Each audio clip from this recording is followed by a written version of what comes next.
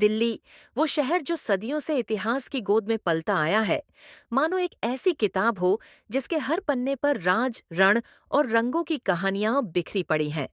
चलो, इस शहर की कहानी को एक कथानक की तरह सुनते हैं, जैसे कोई बुजुर्ग दास्तान गो अपनी गहरी आवाज में सुनाता हो। दिल्ली की कहानी। एक अनंत यात्रा, प्राचीन काल।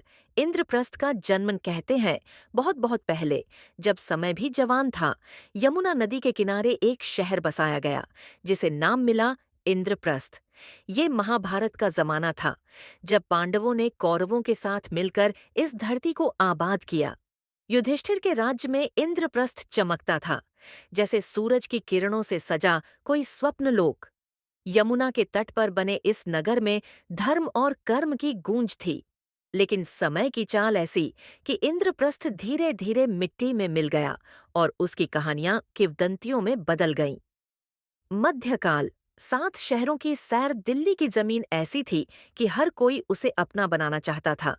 यही वजह है कि इसने 7 बार अलग अलग रूप धरे। पहले आई कैला राय पिथौरा, जहां पृथ्वीराज चौहान ने अपनी तलवार की धार से इतिहास लिखा। फिर सुल्तानों का दौर आया।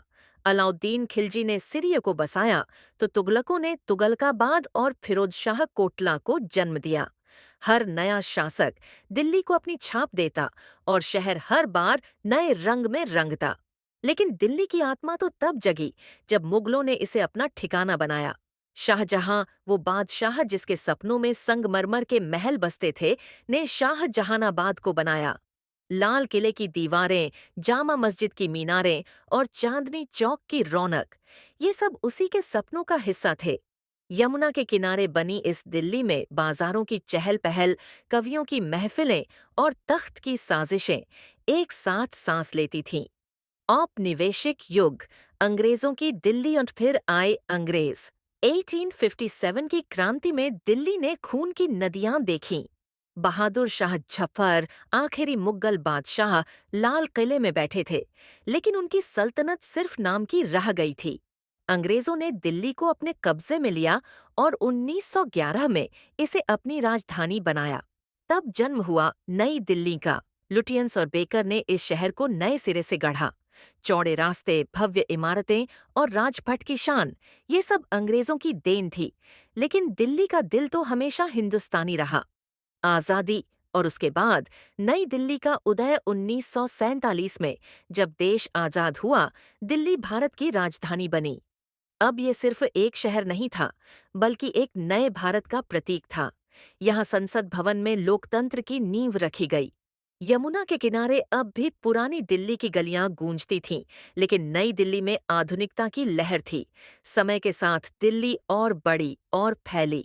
गांव शहर में समाते गए और मेट्रो की रफ्तार ने इसे और तेज कर दिया। आज की दिल्ली, सपनों का मायाजाल। आज की दिल्ली, वो शहर है जो रात को सोता नहीं। पुरानी दिल्ली की गलियों में पराठों की महक, कनॉट प्लेस की चमक और हौज खास की जवानी, ये सब दिल्ली की नई कहानी है। यहाँ हर कोने में इतिहास की सांसें हैं और हर गली में भविष्य की आहट। दिल्ली वो शहर है जो सबको गले लगाता है, चाहे वो सपनों को लेकर आए कोई नौजवान हो या अपनी कहानी ढूंढता कोई सैलानी। एपिलॉग। दिल्ली की आत्मा। दिल्ली कोई एक कहानी नहीं, बल्कि हजारों कहानियों का मेल है। ये वो शहर है जो बार बार उजड़ा और बार बार बसा। हर आक्रांता, हर शासक, हर कवि और हर आम आदमी ने इसकी मिट्टी में अपनी छाप छोड़ी। दिल्ली की गलियों में आज भी पांडवों की गूंज, मुगलों की शान और आजादी की लड़ाई की आग महसूस की जा सकती है। ये शहर सिर्फ ईंट और पत्थर का नहीं, बल्कि सपनों, संघर्षों और जीत का है।